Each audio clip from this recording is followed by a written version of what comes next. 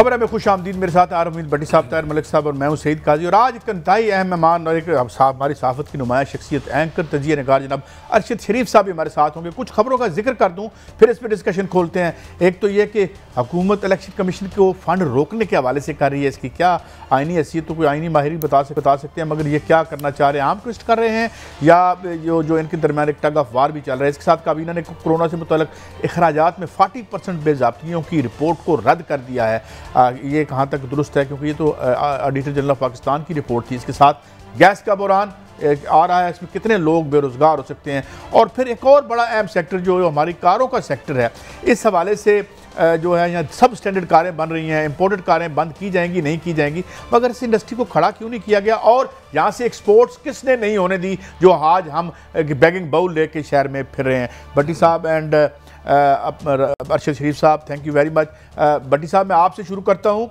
हजूर इस्लामाबाद में हैं और साथ अरशद शरीफ साहब भी आपके साथ हैं। ये फरमाइए, इलेक्शन कमीशन की फंडिंग रोकने के पीछे क्या कहानी है? ये धमकी है, ये क्या या आइनी बुरान पैदा करने हो सकता है इससे, मगर इसके पीछे कहानी क्या है?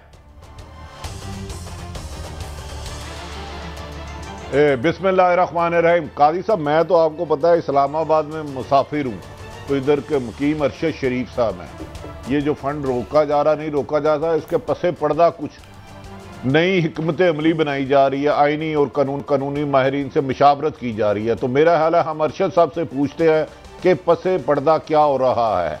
जी अरशद साहब। देखिए भट्ट साहब, जो इलेक्ट्रॉनिक वोटिंग मशीन्स है, इस हवाले से कानून साजी तो होगी है, लेकिन इसके लिए फ़ंड्स भी काफ़ी सारे चाहिए।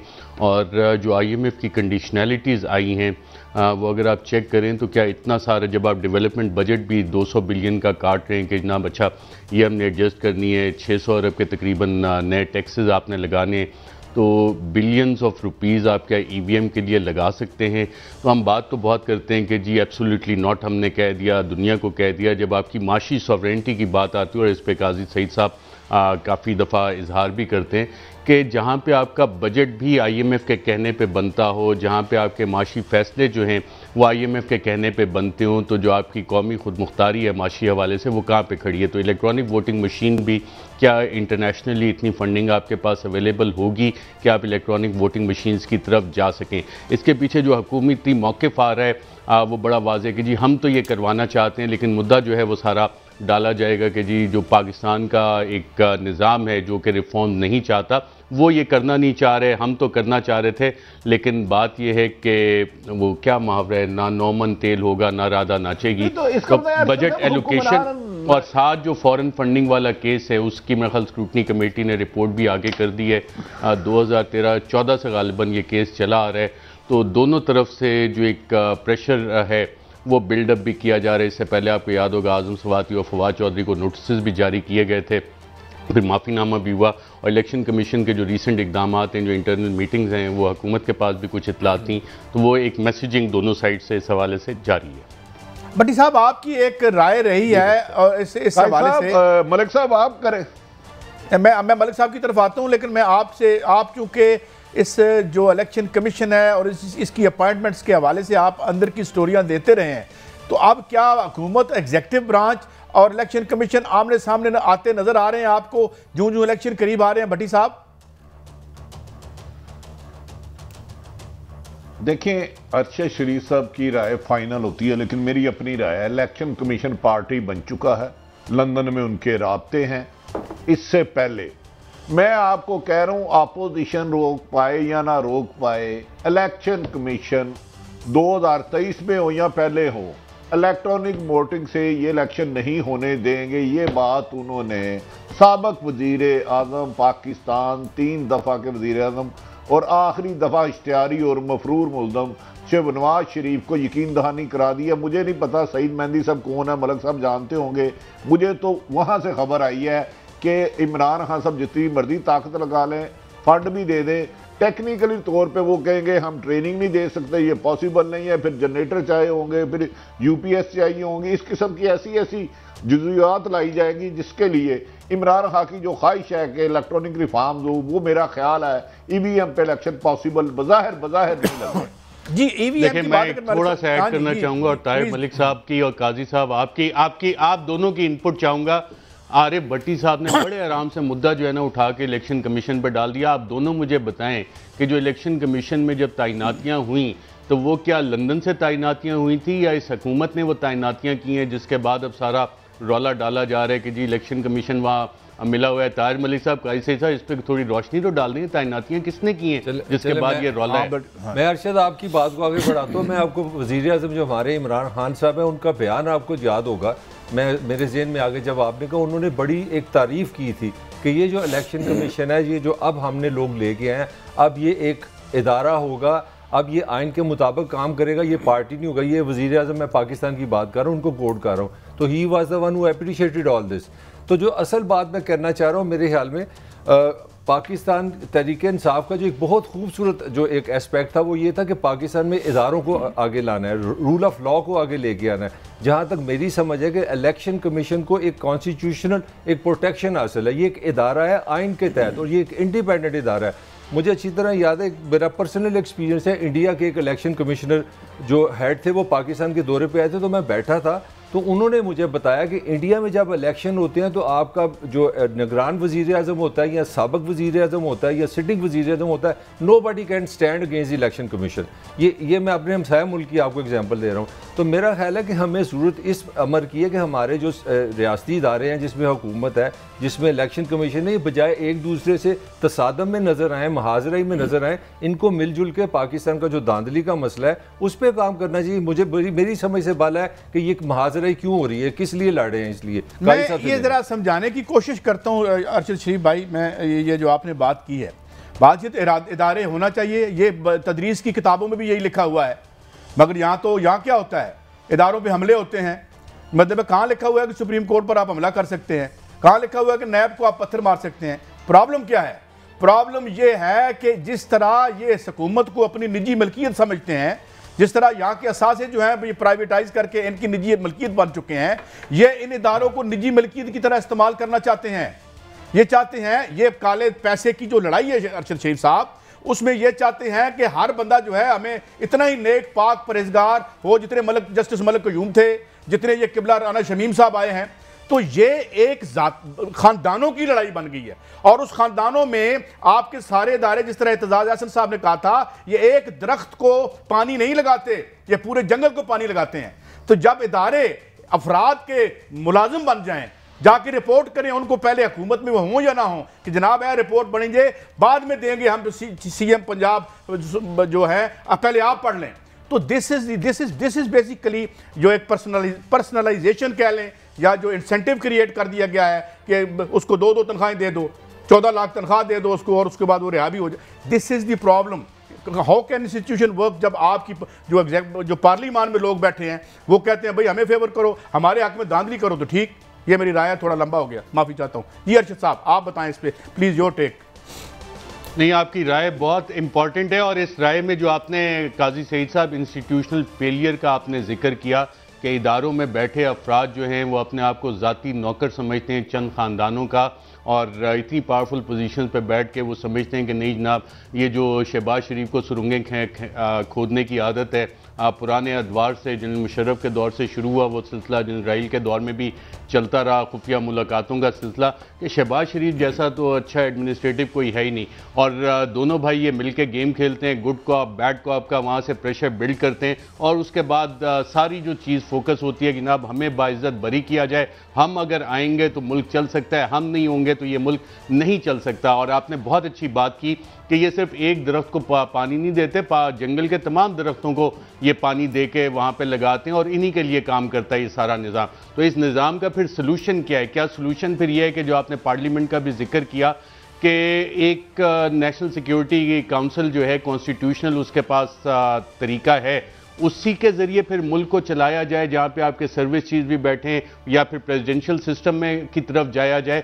क्या किया जाए, ये वाली चीज़ें अब सोचने की हैं कि गवर्नेंस के मामलात हैं सारे, और अगर नेशनल सिक्योरिटी काउंसिल है उसमें क्या चीफ जस्टिस को भी हिस्सा बनाया जा सकता है। ये वो अब अहम सवालात हैं कि अगर आपको इंस्टीट्यूशनल फेलियर नज़र आ रहा है, क्राइसिस ऑफ गवर्नेंस बढ़ता जा रहा है, आपकी नेशनल सॉवरेनिटी जो है वो IMF के कहे बगैर आप बजट नहीं बना सकते, उनके कहने पर आपने तमाम अपने फैसले करने। ऑडिट रिपोर्ट जो कोविड के हवाले से थी, हुकूमत ने पहले छुपाई हुई थी, IMF ने कहा नहीं जनाब ये पब्लिक होनी चाहिए, और इतनी हमने एब्सोल्युटली नॉट की आदत डाल ली अपने आप को कि फिर हमें वो पब्लिक करनी पड़ी। किस लिए कि $1 बिलियन हमें IMF से वो चाहिए, वो क्लियरेंस चाहिए। तो इन तमाम मसाइल का हल क्या निकलेगा जब आपका इंस्टीट्यूशनल फेलियर है, इकोनॉमिक क्राइसिस, आपका फीस पाश और दीगर इकोनॉमिस्ट कहते हैं कि जनाब बजट में डिफेंस बजट की आपके पास तनख्वाहें देने के पैसे नहीं है, लोन आप ले रहे हैं, 80% आपका डेट रीपेमेंट में जा रहा है, तो रियासत का काम कैसे चलेगा? डेवलपमेंट बजट आप काटते जा रहे हैं, और जो इकोनॉमिक सूरत हाल है उसके कुछ तो सोल्यूशन निकालने, या इसी गले सड़े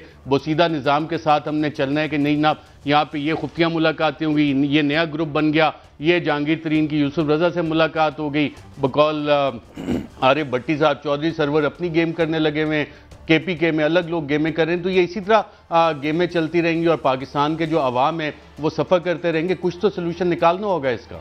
भट्टी साहब सोल्यूशन आप दें, आप मुझे, हम फिर बाद में बोलेंगे और मलिक साहब से भी पूछूंगा।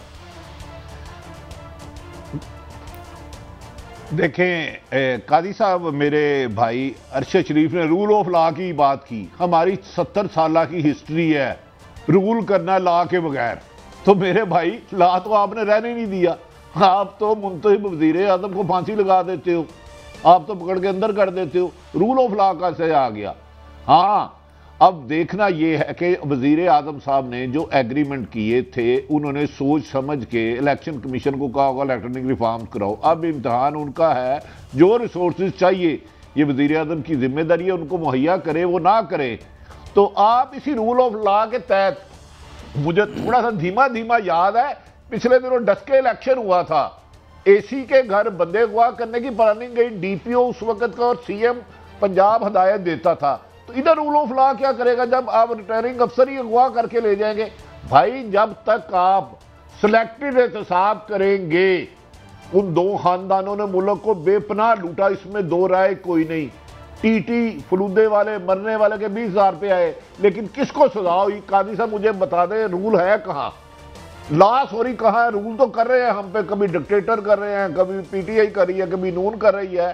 तो इस मुल्क में इसी तरह चलेगा, पुरानी तरह पे काम करेंगे। अच्छा, मैं मलिक साहब आपकी तरफ आता हूँ, लेकिन बड़ी खूबसूरती से अरशद शरीफ साहब ने और भट्टी साहब ने मैं इसको रीफ्रेज कर देता हूँ मुख्तसरन, कि ये जिन लोगों की तरफ इशारा किया अरशद साहब ने भी और भट्टी साहब ने भी, ये वो लोग हैं जो असम्बलियों में बैठे हुए हैं, ये वो लोग हैं जिस मुल्क का 80% जो इसका रियासती स्ट्रक्चर और इंडस्ट्री है उसको कंट्रोल करते हैं, सेनेट इनके पास है, और ये मतलब ये एक तबका है। अब इन्होंने ठीक करना है, वो पार्लिमान हो, वो सेनेट हो, वो आपकी इस्टेब्लिशमेंट हो, या वो आपकी ब्यूरोक्रेसी हो, है तो सब इनके पास ना। इस मुल्क के 80% लोगों के पास तो है नहीं, तो फिर ये ठीक क्यों नहीं कर पाते? आपस में एक दूसरे का भी गिरबान पकड़ा होता है, खाते भी इकट्ठे ही हैं, चक्कर क्या है? नहीं, ये ठीक करने नहीं चाहते, ये इनको तो सूट कर दे ये सिस्टम। मेरी तो आपसे पहले बहस ही नहीं है। मेरा सिंपल सा एक सवाल है, पाकिस्तान में अगर जमहूरियत है, अगर आप डेमोक्रेसी का सिस्टम यहाँ पे लेके आए, ये मेरी राय आप डिसएग्री कर सकते हैं। मैं आपको एक स्टेटमेंट देता हूँ, 1947 में ये मुल्क बनता है, 2021 है, ये मैं स्टेटमेंट दे रहा हूँ एज ए सिटीजन। इस मुल्क में एक इलेक्शन नहीं हुआ जिस पे आप कह रहे हैं कि ये मुनसिफाना इलेक्शन है जिस पे कंसेंसस हुआ। एक इलेक्शन 1970 का आपने बड़ा शोर डाला, जो बड़े 6 इलेक्शन हो गए, किसका कंसेंसस नहीं हुआ? मतलब पार्टियों सारियों ने एक्सेप्ट ही नहीं किया, रिजल्ट ही नहीं मिला। हम हमेशा लड़ते रहे, हमारा कंसिस्टेंट एक मसला रहा है कि हमने आज तक कोई पाकिस्तान में, ये मेरी राय है कि पाकिस्तान में कोई हुकूमत ना वोट से बनी है ना वोट से गई है। तो जब आप जमहूरियत के नाम पे इतना बड़ा एक मजाक 70 साल से कर रहे हैं, तो इसके अंदर से आप क्या निकालेंगे? जहाँ तक रियासत की बात है, आई डिसएग्री विद अरशद। इस रियासत ने फैसला किया कि पंजाब में शादी को ख़त्म करना है, 10 बजे के बाद शादी नहीं हो सकती, हो गई। मेरा नहीं ख्याल था कि मैं लाहौर का रहने वाला हूँ, यहाँ बसंत भट्टी साहब से पूछे, बसंत ये खा गई रियासत। जहाँ पे ये जो कुछ करना चाहते हैं ये फ़ौरन कर लेते हैं, ये चाहते ही नहीं है। मैं आपको चैलेंज करता हूँ, इस रियासत के पास पूरे वसाइल हैं कि फेयर इलेक्शन कराए, वोट से लोगों को लेके आए और वोट से लोगों को निकाले। अगर आपने पाकिस्तान सही करना है, अगर आपने पाकिस्तान इस तरह ही चलाना है, तो बेहतरीन सिस्टम है, ये ऐसे ही चलता रहेगा और हम टॉक शो करते रहेंगे। अरशद साहब ने भी यही, अरशद साहब आपकी तरफ आता हूँ, अब यानी इन्होंने ये कहा है कि उन्होंने अपने मफाद में जो काम करना होता है वो कर लेते हैं, तो मेरे ख्याल में आपकी भी यही राय थी। अब सवाल ये है कि अगर एग्जीक्यूटिव ब्रांच जो बैठी हुई है, सबसे पावरफुल पाकिस्तान के आइन में वो है, एस्टैब्लिशमेंट एक्सेसिस करती है, उसको चेक करना उनका काम है, वजारत दफा है, सेक्रेटरी दफा है। अब बात यह है कि ये सारे लाइन बना के खड़े होते हैं, जिस दिन भीख नहीं आती कासे में उस दिन रौला डाल देते हैं, हमें कहते हैं बाहर आ जाओ। ये कैसे ठीक होगा? पार्लिमान की ताकत कैसे बहाल होगी? क्या ये लोग जो कारोबार करते हैं उन्हें इजाज़त होनी चाहिए कि वो अंदर बैठ के असम्बली में हमारी जिंदगियों का भी फैसला करें? अरशद शरीफ साहब।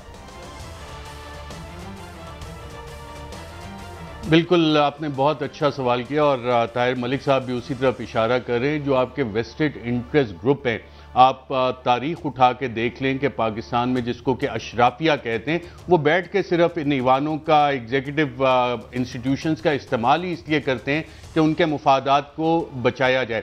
आप मुझे बता दें, IPP कमीशन रिपोर्ट आई, उसमें बाकायदा रिकमेंडेशन थी कि एक्सेस पेमेंट्स हुई हैं। आम आदमी जो बिजली का बिल दे रहा है उसकी जेब से आप पैसा निकाल के दे किसको रहे हैं? आप उसको पैसा दे रहे हैं IPPs का, जो पिछली चंद दिहाइयों से उसी पावर कॉरिडोर्स में बैठे हैं, फ्रंट सीट्स पे हर जगह जाके वो लोग बैठे होते हैं, उनसे रिकवरी नहीं की अभी, बल्कि पिछले दिनों ही चंद 100 बिलियन की दोबारा पेमेंट्स अप्रूव किया IPPs को। बिजली के जो बिल बढ़ रहे हैं वो मेरी आपकी जेब से निकाल के पैसा उन्हीं लोगों के पास जा रहा है जो कि डिसीजन मेकिंग की टेबल पे बैठ के फैसले करते हैं और हमें बताते हैं देखें जी हम क्या करें, हमारे तो हाथ बंधे हुए। शुगर इंक्वायरी कमीशन रिपोर्ट आया, भी पिछले दिनों भी जब कीमत ऊपर बढ़ गई और आज भी फरूख हबीब साहब ने प्रेस कॉन्फ्रेंस की कि देखें जी 60 रुपए कम हुई। जो शुगर इंक्वायरी कमीशन रिपोर्ट थी उसमें बड़े बड़े लोगों के नाम आए। एक तो आरिफ हमीद भट्टी साहब के दोस्त हैं, उन्होंने बाकायदा तौर पे, बल्कि शायद भट्टी साहब नहीं, उनके खिलाफ कार्रवाइयां हो रही थी। उन्होंने कहा नहीं यार इसको रहने दो, इसके बेटे के साथ मेरे बेटे की नौकरी लगी हुई है, इसको कुछ नहीं कहना। धमकियां भी आई। वाली जफर की एक रिपोर्ट आनी थी, क्या हुआ उस रिपोर्ट का वो भी आपको नहीं पता लगा कि क्या हुआ। दीगर लोगों के भी नाम आए जिसमें से चंद आप देखने काबीना में भी बैठे हुए। और बड़ा अच्छा होता है जी जब ये फैसले हो रहे तो हम तो उठ के बैठ चले गए, ये सारे बैठे उन बिजनेस इंटरेस्ट ग्रुप्स का जिसको के कहते हैं कि जो इलीट कैप्चर है आपके मुल्क में, उनके मुफादात का दिफा कर रहे। आटा महंगा, चीनी महंगी, बिजली महंगी, गैस महंगी, निकाल किसकी जेब से रहे? आम आदमी की जेब से निकाल के उस अशराफिया को जो कि ताहिर मलिक साहब कह रहे हैं कि पार्लियामेंट में बैठी है या डिसीजन मेकिंग में एग्जीक्यूटिव में बैठी है, डिफरेंट इदारों में, वो सब एक दूसरे के मुफादात का तहफ़्फ़ुज़ कर रहे हैं। जिस रूल ऑफ लॉ की आप बात कर रहे हैं, ताहिर मलिक साहब के रियासत ये करना चाहे बिल्कुल कर सकती है, आपने बिल्कुल सही बात की, लेकिन ये रियासत उस वक्त करेगी जब किसी के बच्चे को नौकरी नहीं चाहिए, किसी के बिजनेस इन्वेस्टमेंट के आप पार्टनर नहीं है, किसी की ज़मीनों के खरीदो फरोख्त में आपके रिश्तेदार इन्वॉल्व नहीं है, फिर आप जाके इस चीज़ को लेके चलेंगे। और ये पाकिस्तान में बाकायदा टॉप लेवल पे एक डिसीजन हुआ था कि जनाब जब तक इस मुल्क से करप्शन खत्म नहीं होगी ये मुल्क आगे नहीं चलेगा। जब शुरू होता है काम, आरिफ हमीद भट्टी साहब फोन करते हैं किसी को कि जनाब इसका केस नहीं करने वाले, यार ये बहुत अच्छा बंदा है, आइंदा के लिए जो पॉलिटिकल व्हीलिंग डीलिंग करनी है उसके लिए हमने इसको इस्तेमाल करना है, इसकी मुलाकात फलां से करवा दो, अच्छा यार नया ग्रुप बनाते। तो ये जो हुकूमतें बनाने गिराने का खेल आरिफ भट्टी साहब के दोस्त और ये खुद खेलते हैं बैठ के, जिसमें मुशावरत भी इनकी शामिल होती है,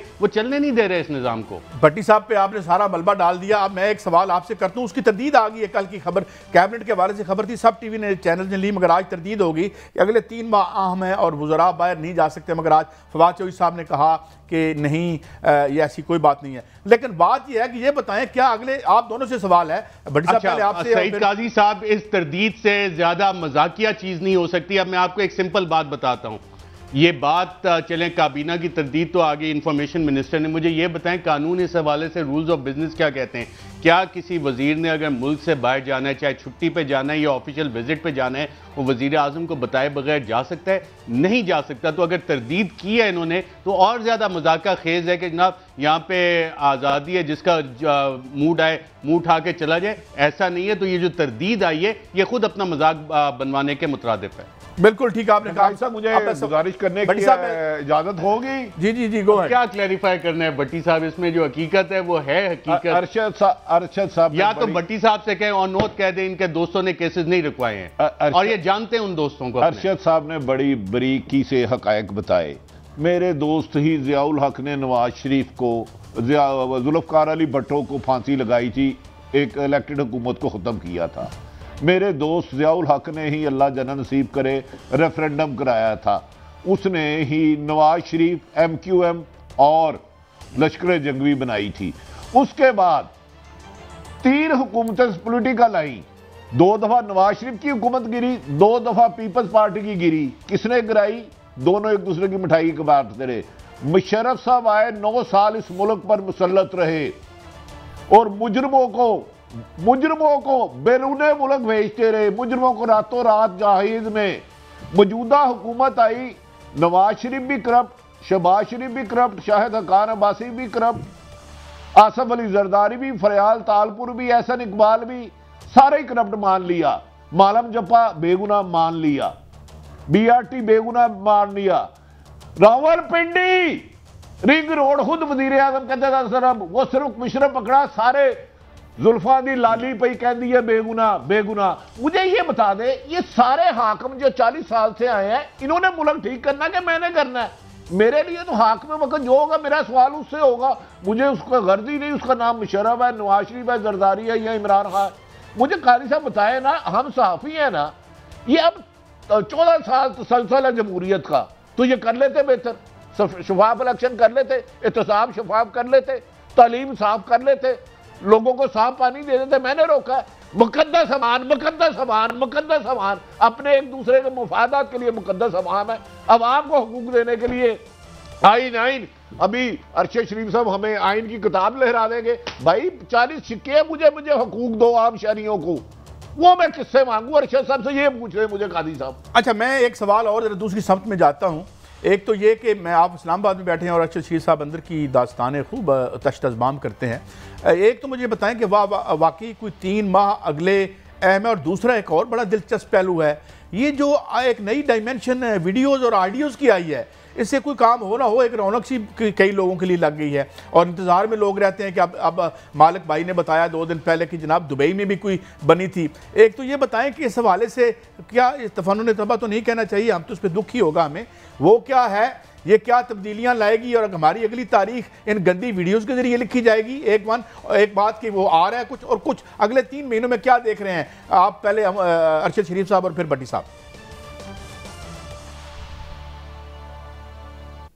देखें काजी सईद साहब, डेडलाइंस तो आसिफ जरदारी दौरे हुकूमत में भी दी जाती थी, ये 3 महीने 6 महीने PTI हुकूमत आई है तो आपने देखा कि जनाब लॉन्ग मार्च भी हो रहा है, धरना भी हो रहा है, PDM बनी कि अच्छा जी जनवरी में ये हुकूमत चली जाएगी।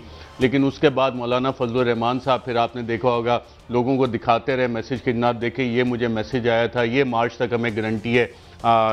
बल्कि आरिफ भट्टी साहब के दोस्त चौधरी परवेज़ इलाही, उनसे जो इन्होंने बातचीत की और इन्होंने इनको बताया कि उन्हें क्या अश्योरेंसेस किसने दी थी। अभी भट्टी साहब बताते नहीं है ना आपको सारी चीज़ें, रोज़ आपको बैठ के कि आज तो इस्लामाबाद में काबू आ गए यहाँ पे हमारे, तो हम सारे सवाल इनसे पूछ सकते हैं, ऑन एयर पूछ सकते हैं, उनको क्या अश्योरेंस दी थी किसने। तो ये डेडलाइंस इस तरह चलती रही हैं और शायद आगे भी कुछ अर्सा मज़ीद इस हवाले से चलती रहें। अब बाकी जहाँ तक वीडियोज़ का सवाल है, वो तो ताहिर मलिक साहब की स्पेशलिटी है, काफ़ी बेहतर उस पर रोशनी डाल सकेंगे। जी भट्टी साहब।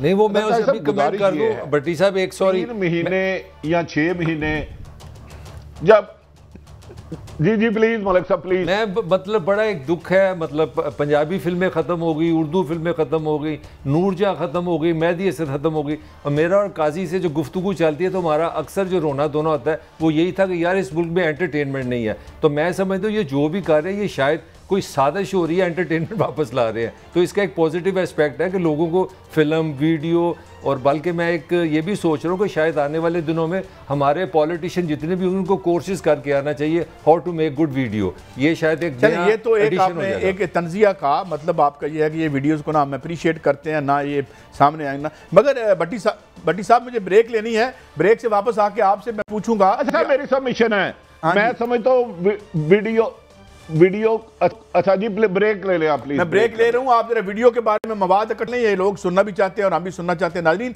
एक ब्रेक के बाद ये तारीख अब इन वीडियोस के जरिए लिखी जाएगी, इतना बुरा वक्त आ गया। ब्रेक के बाद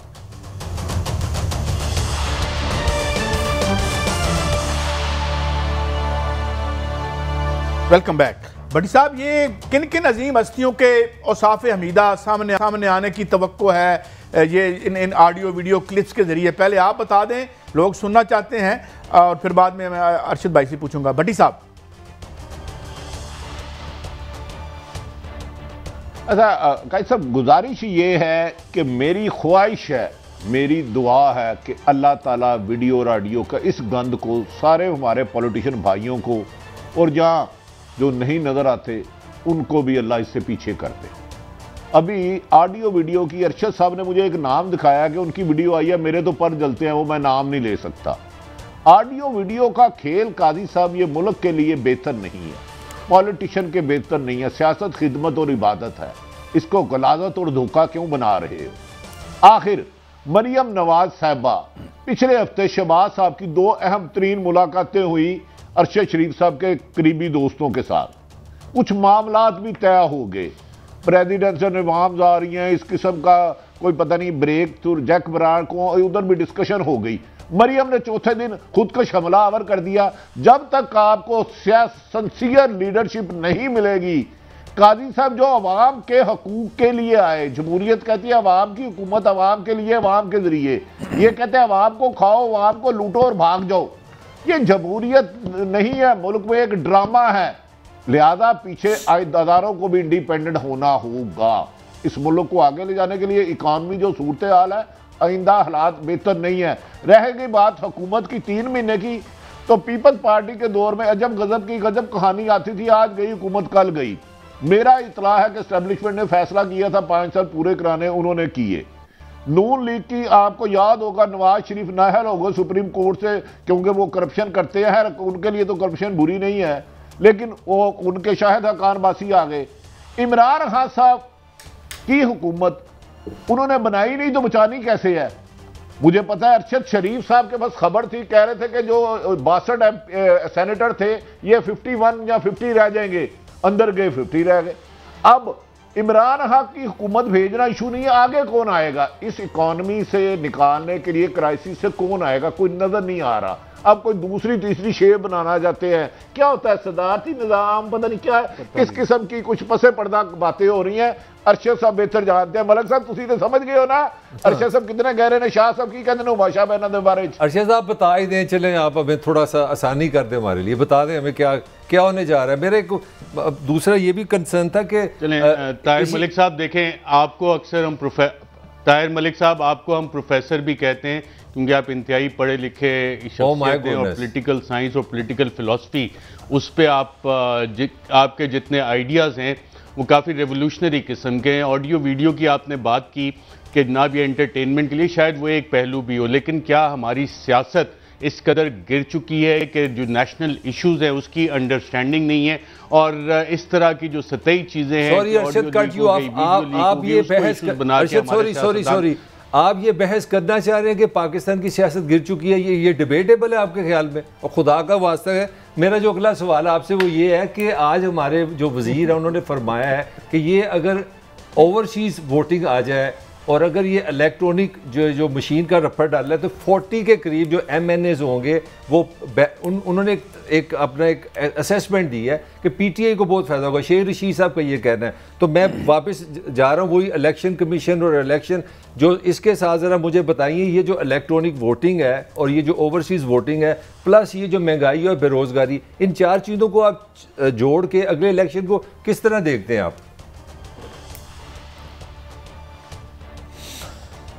मलिक साहब अगला इलेक्शन अभी तकरीबन 1.5 साल आगे है, तो ये जो सारी कैलकुलेशंस हैं कि ओवरसीज़ 90 लाख वोट हैं और इलेक्ट्रॉनिक वोटिंग मशीन इससे इतना फ़ायदा हो जाए, ये हुकूमत में बैठे हुए लोगों की कैलकुलेशंस हैं।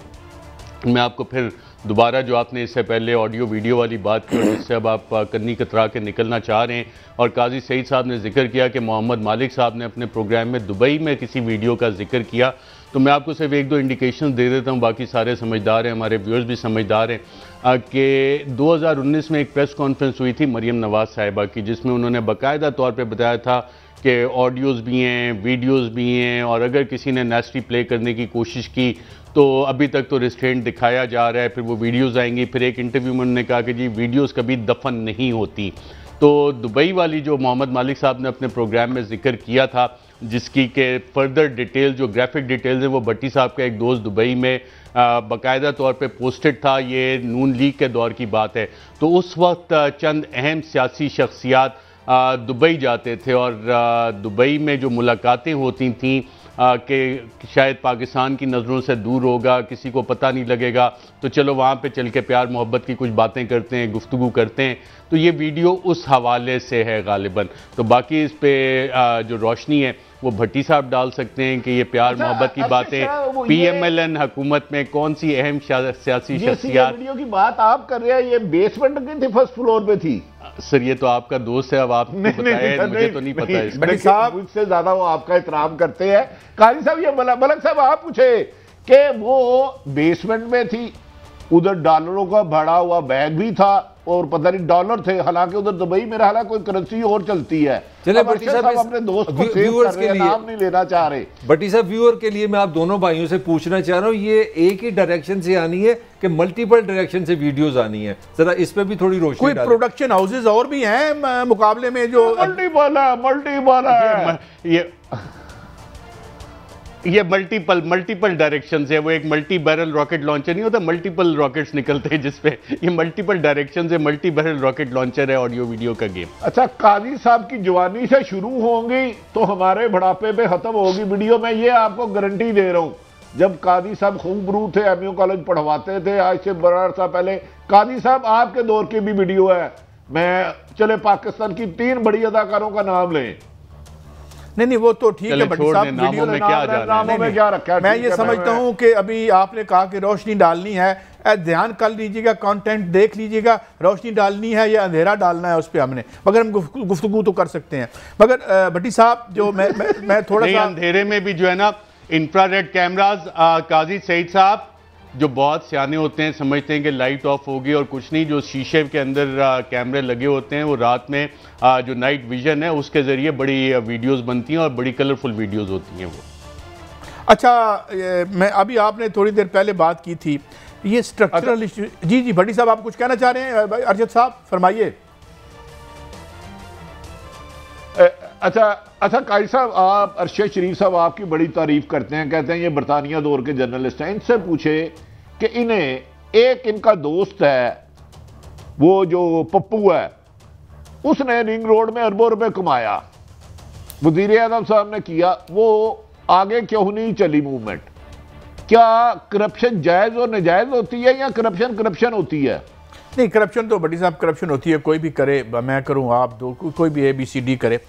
लेकिन मैं फिर सवाल लेके जाता हूं अरशद शरीफ साहब आपकी तरफ कि ये जो इन्होंने रिपोर्ट रबिश कर दी है गवर्नमेंट ने अपने ही एक इंस्टीट्यूशन की जिसमें ये जो कोरोना में है, लेकिन एक बात क्या आप इससे इत्तफाक करते हैं? खान साहब बेशक ऊपर आके बैठ गए हैं, एक गला सड़ा स्ट्रक्चर है, नीचे तय है, ठेके हों, LDA, कोई किसी जगह भी हो तो हर किसी का जो हक हलाल का हिस्सा है शाम को उनके घर पहुंच जाता है। स्ट्रक्चरल इश्यूज़ हैं, ये सारा रेडिकली बदलना पड़ेगा। कैसे देखते हैं आप अरशद शरीफ साहब, और इस रिपोर्ट के बारे में आपकी क्या टेक है जिसको हुकूमत पहले रोक रही थी?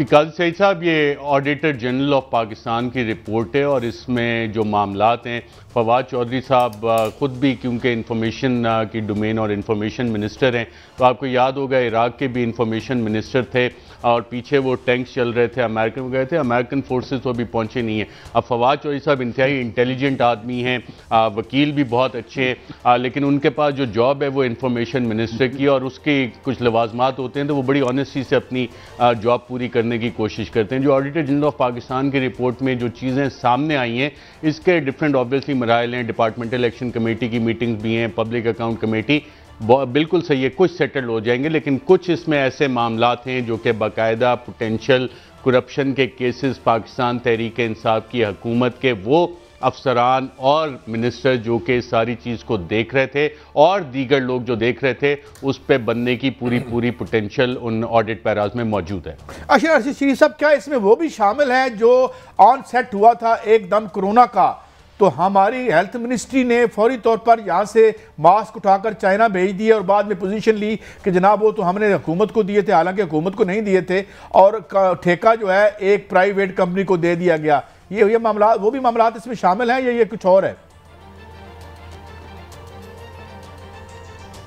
नहीं, इसमें बहुत सारी चीज़ें, इसमें यह भी मामलात हैं कि एक गाना और पब्लिक सर्विस मैसेज बनाने के लिए कोई 1 करोड़ से ज़ायद की रकम भी खर्च की गई थी और वो सही नहीं थी। अब ये किसने गाना बनाया था या पब्लिक सर्विस मैसेज, तो वहाँ से लेके बिलियंस ऑफ रुपीज़ तक के ऑडिट पैराज इसमें आइडेंटिफाई हुए हैं और हुकूमत इस रिपोर्ट को पब्लिक नहीं करना चाह रही थी। तो जो हमारी इकनॉमिक सॉवरेनिटी इस वक्त कंप्रोमाइज़ हुई है, ये IMF के कहने पे $1 बिलियन लोन जो है उसके मिलने की एक शर्त थी कि ये रिपोर्ट पब्लिक की जाए, और हुकूमत ये पब्लिक इसी वजह से नहीं करना चाह रही थी कि इसमें जितने घपले हैं जो कि DAC में और PAC में कोई सेटल भी हो जाएंगे, उसके बावजूद इसमें वो पैराग्राफ्स मौजूद हैं 1 करोड़ से लेके अरबों रुपए तक के, जिस पे के करप्शन के मुकदमात हैं और लोगों ने माल बनाया है इसमें। अच्छा, मैं आप दोनों से एक राय आपकी लेना चाह रहा हूँ। ये बिल्कुल कोई अनसाइंटिफिक क्वेश्चन है। एक मिनट, एक सेकंड मलिक साहब, 1 मिनट, सिर्फ 1 मिनट मलिक साहब, 1 मिनट। हमारे वज़ीर आज़म साहब हमेशा कहते थे मैं कौम से कुछ नहीं छुपाऊंगा, और एक उनका वादा था जब बोलूंगा सच बोलूंगा। माजी में लोग फ्रॉडिये थे, सच नहीं बताते थे, मैं कोई चीज नहीं छुपाऊंगा। तो एक तो मुझे ये बताएं, तोसा खाना का रेफरेंस आता है, रऊफ कुलासरा साहब ने बहुत अच्छी खबर दी, उसकी डिटेल नहीं आती।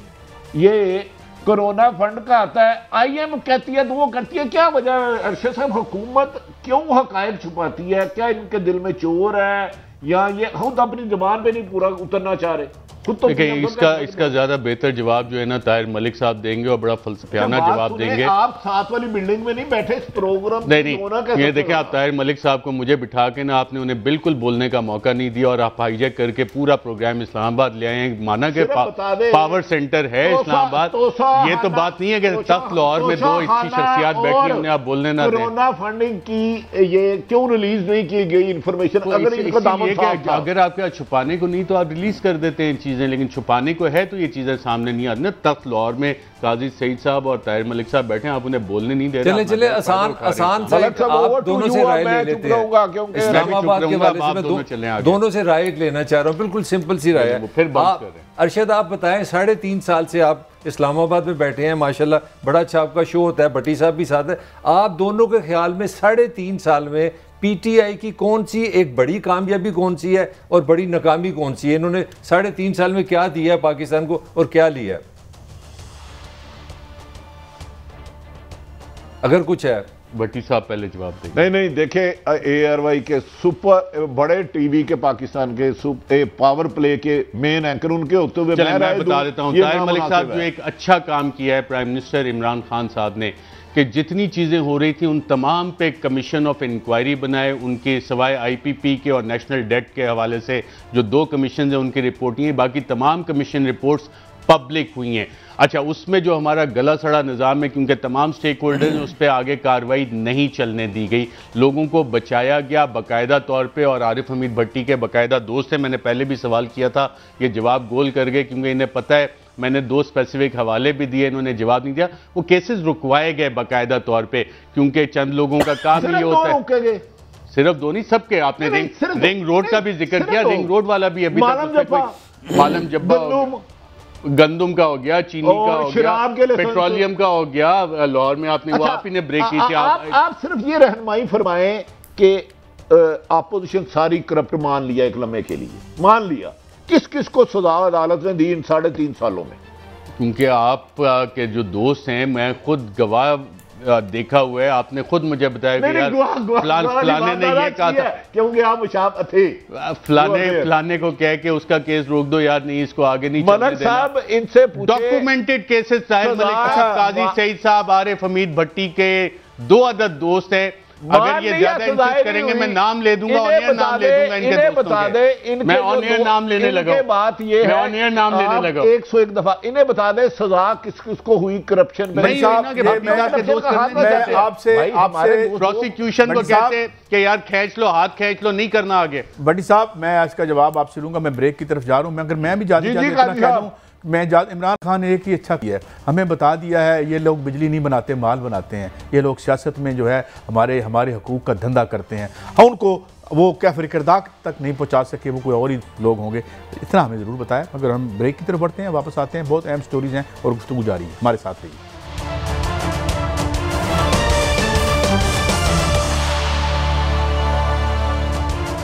Welcome back. नाज़रीन, अब हम कुछ एक खुली बातें भी हमने की, अब कुछ पर्टिकुलर्स पे भी आते हैं। गैस के बुरान पे हम बात करते हैं कि जी इसके लिए इधर किसी की तवज्जो नहीं है, वीडियो बनाने में लगे हुए हैं सारे। इसके साथ साथ ये भी पूछते हैं कि भट्टी साहब और जनाब अरशद शरीफ साहब, यहाँ पे एक और भी एक स्कैंडल सामने आ रहा है, ये जो कार असेंबलर्स का है और ये माफिया है। और यहाँ पे आप देख चुके हैं कि हमाद साहब जो हमारे वज़ीर ख़जाना है गालिबन, उन्होंने या कॉमर्स के हैं, उन्होंने कहा था जी ये तो बड़ी अच्छी बात है अगर आप ओन देते हैं और या ब्लैक में। तो ये यहाँ पे मैं सवाल मेरा ये है कि इंडिया ने जो भी इन्वेस्टर आया उसको कहा कि यहाँ फैक्ट्री लगाओ और उसके बाद इतने साल बाद यहाँ से हम एक्सपोर्ट करेंगे। हमने फैक्ट्रियाँ लगवाई इनकी कारों की सब कुछ, मगर इतनी यहाँ से थर्ड क्लास जो है वो प्रोडक्ट्स बेची, महंगी बेची, 10-10 लाख ओन है और अब इनको कोई पूछने वाला नहीं है। और अब कहते हैं जी कि इंपोर्टेड गाड़ियां भी बंद कर दी जाएंगी। तो ये आप एक तो इस हवाले से बता दें, और दूसरा गैस के बाद भी लाखों लोग बेरोजगार हो रहे हैं। गवर्नमेंट के पास कोई अल्टरनेटिव प्लान है अब 2 सालों में? अरशद शरीफ साहब।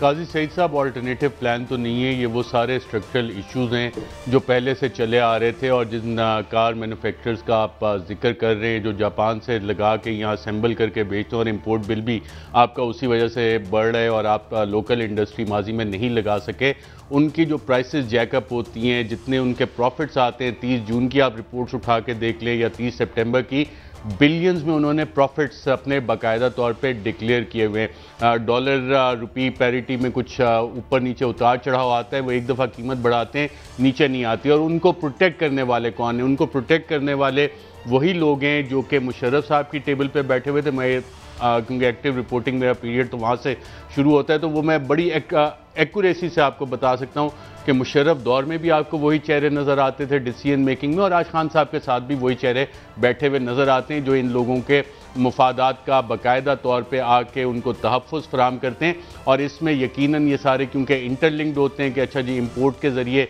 इस इंडस्ट्री में ये चीज़ें आ रही हैं तो मेरी इंडस्ट्री से ये वाली चीज़ें जा रही हैं, तमाम मुफादात उनके इंटरलिंक्ड हैं। तो ये पहले भी नहीं रुका काम और अब भी नहीं रुकेगा। आपने गैस के बहरान की बात की, जो पेट्रोलियम कमीशन रिपोर्ट आई थी उसमें भी काफ़ी सारे स्ट्रक्चरल इशूज़ आइडेंटिफाई हुए थे।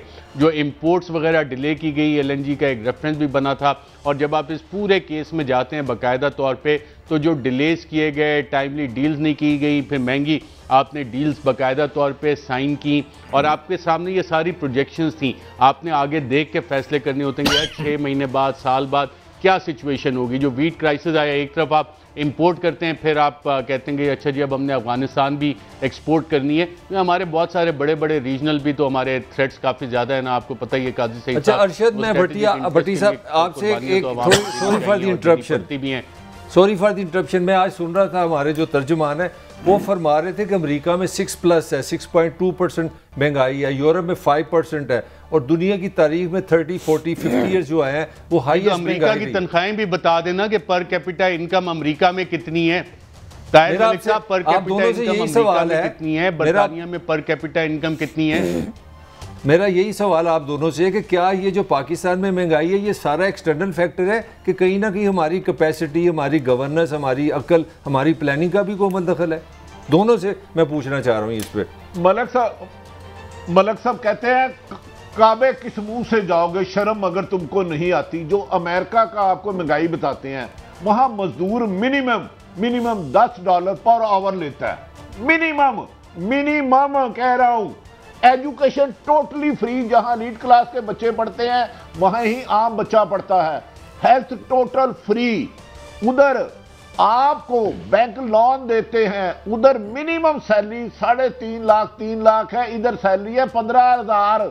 और दूसरा, काजी साहब, मेरे भाई काजी साहब ने हमाद अदर कहा अखलाकियत दिवालियापन की इंतहा देखें कि वो कह रहे हैं गाड़ियां ऑन हो रही है। पहले सैनमो में, काजी साहब की जवानी में सैनमो में टिकट बेचते थे ना, कोई ब्लैक करके उससे कहते रहो ब्लैकिया, गंदा आदमी मोहल्ले में कोई हाथ नहीं मिलाता था। अब गाड़ियां क्योंकि अरबपति लोग खरीदते हैं, वो ब्लैक ओन का नाम लेके इससे फहर कर रहे हैं, ब्लैक करके। अनबिलीवेबल यार, दिवालियापन की इंतहा देखे अखलाक की कि एक ब्लैकिया को अपना क्रेडिट ले रही है गवर्नमेंट, बजाय इस पे कि रिजाइन दे दे कि ब्लैक क्यों हो रही है। भाई खुदा का नाम है, सैनमे में टिकट करना ब्लैक है। एक सब्जी की दुकान पे 5 रुपए से एक 4 रुपए पैसे ज्यादा लेना जायज है, तो गाड़ी वाले को 10 लाख रुपए आप करप्शन को लीगल बना रहे हैं। जी अरशद, आप क्या कहते हैं? ये क्या करना चाह रहे हैं इस मुल्क के साथ? हमें किस किस के हाथों बेचना है? अरशद बताएं ना, आप ये एक्सटर्नल फैक्टर है कि कहीं हम भी जिम्मेदार हैं इस पे? नहीं ताहिर मलिक साहब, ये जाने ना जाने गुली ना जाने बाग तो सारा जाने, ये काजी सईद साहब की एक्सपर्टीज़ है। ये बहुत अच्छा जवाब, मेरा पूरी उम्मीद है काजी सईद साहब इस पे बहुत अच्छी रोशनी। जी काजी साहब आप बताएं। देखिए मलिक साहब, फैक्टर है कि पहली बात तो ये है, अगर आपने पूछ लिया मुझे आजिज और मतलब एक वो ये है कि जो अब वर्ल्ड इकॉनमी जो है ना वो डिसाइड कर, मतलब आपकी पेट्रोल का बिल बाहर से डिसाइड होता है, उसको आप नहीं रोक सकते। और उसके बाद हुआ क्या है, हुआ ये है कि जो मफरूज़ा था कि जी आपने रियासत के असासे ऑफलोड कर दिए, मलिक साहब को दे दिए, और मलिक साहब को चेकिंग के लिए मुझे लगा दिया गया। मेरी तनख्वाह है 1.5 लाख रुपया और मलिक साहब 3 अरब रुपए का यूनिट चलाते हैं। मलिक साहब मेरे अपनी हथेली पे रख के फूंक मारेंगे ना तो मैं कुतुब शुमाली पहुंच जाऊंगा।